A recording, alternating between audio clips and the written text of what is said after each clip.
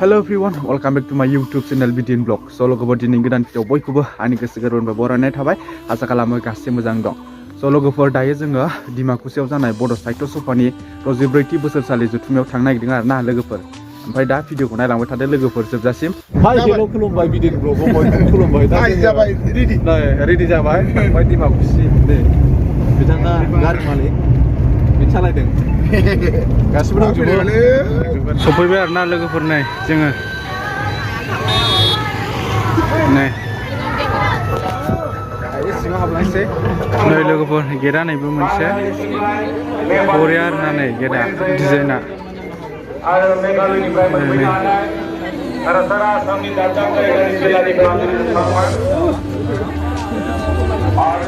खांख्राइ लोगोफोर नै मानसिफ्रा नै अयथासार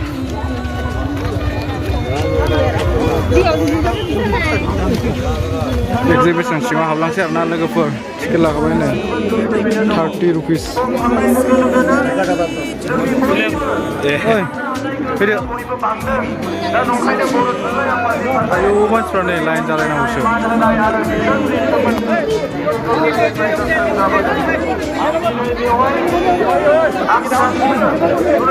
दख'ना दखान आर'नाइ दखान गोजा नै ओरैजा माइ गायगासिनो नै बर' आइजोआ माइ रोगादों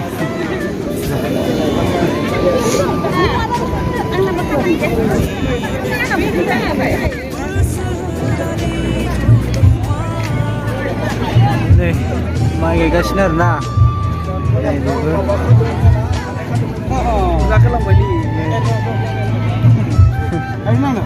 गथ' बादों नै बेयाव आलि खोगासिनो आलि दानदों ओमफ्राय नै ओंखाम होबाय दाना गथ' बानानै हालेवगासिनो नै खोथिया फोदों नै नैबे हालेवगासिनो आरो ना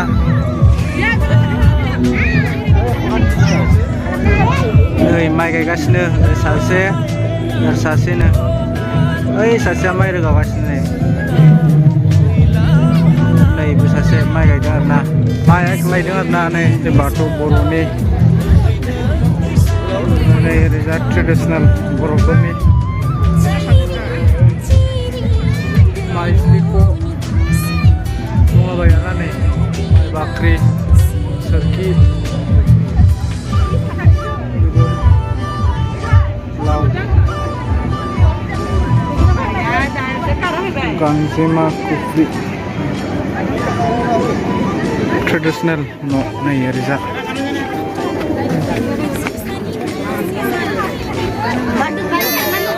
अखं इसिं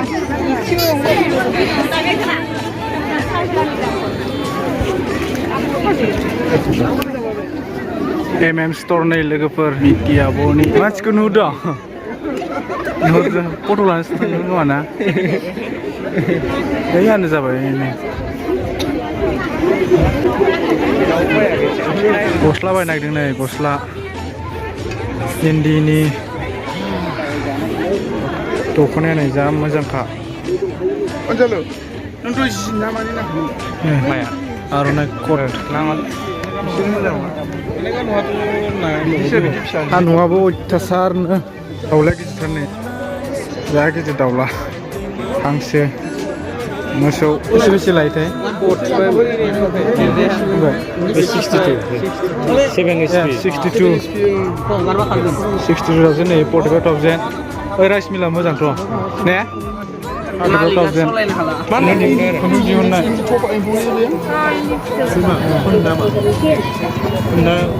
फिथोबसो इयो बेफोरो दिहुननायाबो खुन्दुं बेलेगथार माथो नेयानो कालारा मा बेलेग बेलेग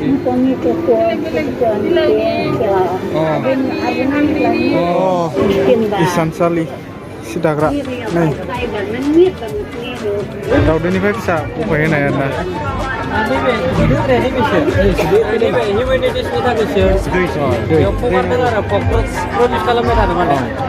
सि दाग्रा नै थाग्रा हटेल गोजा नै ओरैजा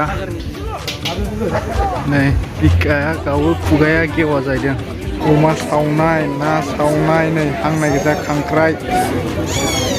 ओरैनो मेन गेटआ नै बेनो आरोना लोगोफोर बेनो मेन गेटआ अयथासार मानसि मोनाबाबो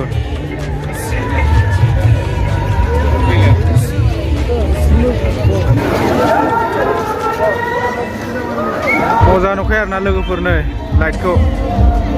डाइरेक्ट गोलावथार बियो खेबसेनो ओरैजा होलांबाय थानाय